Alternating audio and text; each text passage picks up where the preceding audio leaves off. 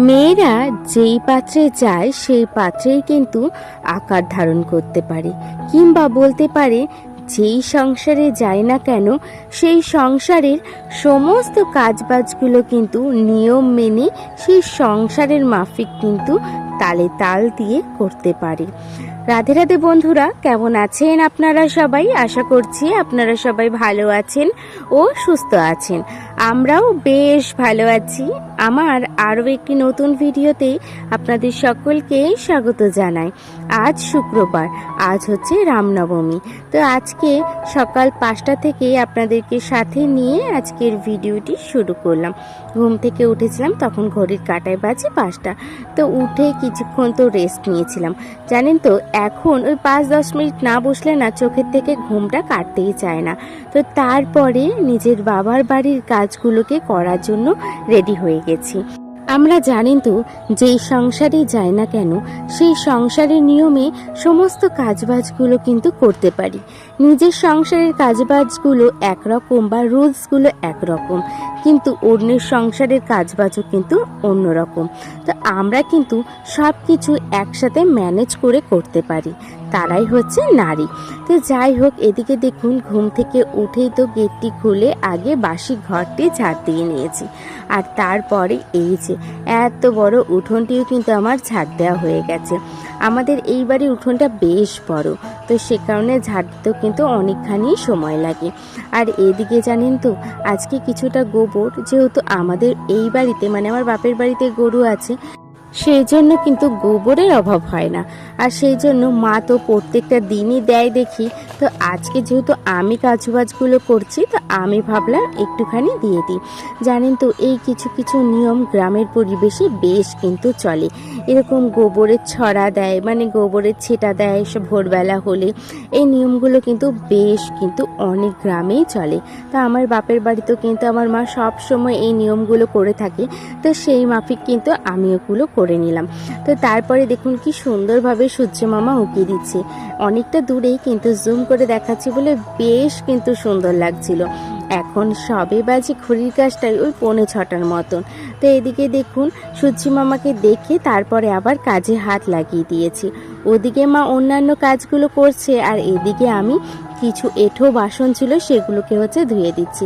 এখন তো আমাদের মন্দিরে বাৎসরিক অনুষ্ঠান চলছে, সে কারণে রান্নাবান্নার পরিমাণটা খুবই কম।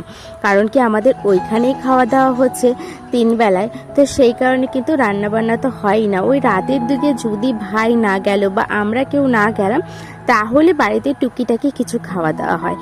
সেখানেরই কালকে কিছু একটা বাসন ছিল, ভাই আর যায়নি, তো সেই বাসনগুলোকেই সকালে আমি এখন ধুয়ে দিয়েছি।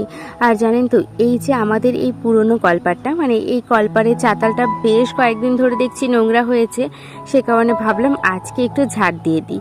তো মা বলছে, এটা জানিস না, 2 দিন পর পরই ঝাড় দেওয়া হয়। যেহেতু আমাদের বাথরুমের ওপরে পায়রার খোপগুলো আছে, পায়রা থাকে, সে কারণে জানেন তো পায়রাগুলো খুব নোংরা করে। এই টুকিটাকি খড় সমস্ত কিছু এখানে এনে ফেলে। যেহেতু এখানে একটা ওই যে দেখছেন এই গামলাটা, এই গামলাটার মধ্যে পায়রাকে খেতে দেওয়া হয়, জল দেওয়া হয়, আবার স্নানেরও জলটা দেয়া থাকে। তো সে কারণে খুব বেশি নোংরা করে। তো যাই হোক, ওই কলপাটটা তো মানে ওই কুয়োর পাড়টা কিন্তু ধুয়ে দিয়েছি। আর তারপরে এখন কলপাটটিকে ভালো করে ধুয়ে 1 বালতি জল নিয়ে চলে এসেছি ঘর মুছবো বলে। সকালে কাজগুলো একটু তাড়াতাড়ি শেষ করছি, কারণ কি মা আবার চলে যাবে মন্দিরে। মা বাবা সকলেই কিন্তু সকাল সকাল মন্দিরে চলে যায়, সেই জন্য ভাবলাম আগেই কাজবাজগুলো শেষ করে নিই। আর আজকে একটুখানি বেনাচিটি যাওয়ার আছে, কিছু কেনাকাটা করার আছে তাতানের জন্য, তাতানের পাপার জন্য, আমার নিজের জন্য কিছু কেনাকাটা করব ভেবেছিলাম, কিন্তু ভেবেছিলাম দুপুরের দিকে যাব, আর এত গরম পড়ে গেছে যে কারণে আর দুপুরের দিকে যাওয়া হলো না। তো যাই হোক, এখন আমি ঘরটা মুছে নিচ্ছি। পুরো ঘর তো মুছে চলে এসেছি বাইরে এসে এখন সিঁড়িটি মুছে এই যে বাইরের অংশটি মুছে নিচ্ছি। আর ওদিকে মা সমস্ত গাছগুলোতে জল দিয়ে দিচ্ছিল।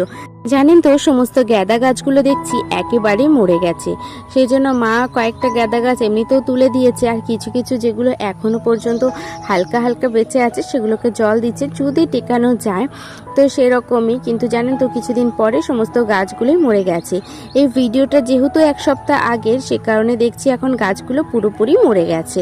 তো যাই হোক, ঘরটা মুছে ওদিকে বালতিটি ধুয়ে নিজেও হাত মুখ ধুয়ে নিয়েছি। ধুয়ে ফ্রেশ হয়ে চলে এসেছি ঘরে এসে কালকে আর তার আগের দিন যেই জামা মানে যে শাড়িগুলো পরে গেছিলাম মন্দিরে, সেগুলোকে এখন এক এক করে গুছিয়ে রাখছি। কারণ কি এখন তো পুরো 9 দিন টানা মন্দিরে পড়ে যেতে হবে, আর এদিক ওদিক করে রাখা হবে, তাতে জানেন তো সারা ঘরই কিন্তু একেবারে শাড়িতে শাড়িময় হয়ে যাবে।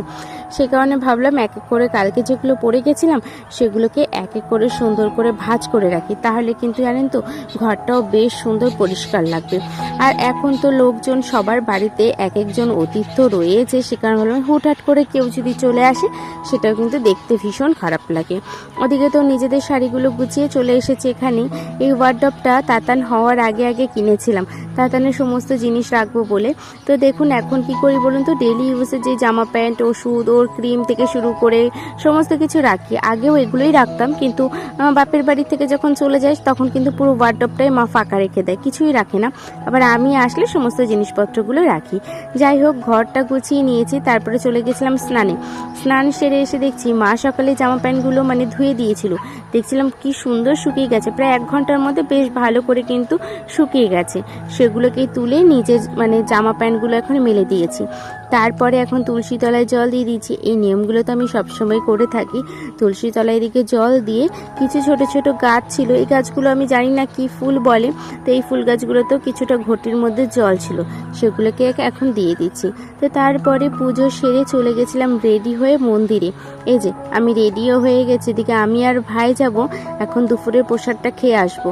আর এর আগে যাইনি, কারণ কি সবসময় না কীর্তন শুনতেও খুব একটা ভালো লাগে না। তো তারপরে প্রসাদ খেয়ে চলে এসেছি ঘরে। ঠাকুমা ওদিকে খাওয়া দাওয়া করেছিল, ঠাকুমার তো শরীরটা খুব একটা ভালো নেই, তাই তো ধোয়াটাও কিছু করতে পারে না, তাই আমি বলেছিলাম তুমি রেখে দাও, আমি এসে করে দেবো। এই জন্য এখন সমস্ত বাসনগুলো ধুয়ে দিয়ে এখন ঘরটি ঝাড় দিয়ে রেডি হয়ে নেব। ওই যে বলেছিলাম যে বেনাচিটি যাব, তো ভাবলাম কি এখনই যাই, জানেন তো। আর আমরা জানতাম না যে বিকেলবেলা এতটা পরিমাণে রামনবমীর র্যালি বেরোবে, তাহলে একদমই যেতাম না, একেবারে গিয়ে পুরোপুরি ফেসে গেছিলাম দুটো মিছিলের মিডিলে। তো যাই হোক, রেডি হয়ে বেরিয়ে গেছি, আমি আর কাকি গেছি। আর এই যে বেনাচিটি দিয়ে কিছু কেনাকাটা করে এই যে এমন আটকেছে যে বেরোতে বেরোতে প্রায় 8:30 থেকে 9টা বেজে গেছিলো। তো চলুন আজকের মতন ভিডিওটা আমি এখানেই শেষ করলাম। আশা করছি প্রতিদিনের ন্যায় আজকের ভিডিওটি আপনাদের বেশ ভালো লাগবে। আর আপনারা সকলে ভালো থাকবেন, সুস্থ থাকবেন। দেখা হচ্ছে অন্য একটি ভিডিওতে অন্য কিছু গল্পের সাথে।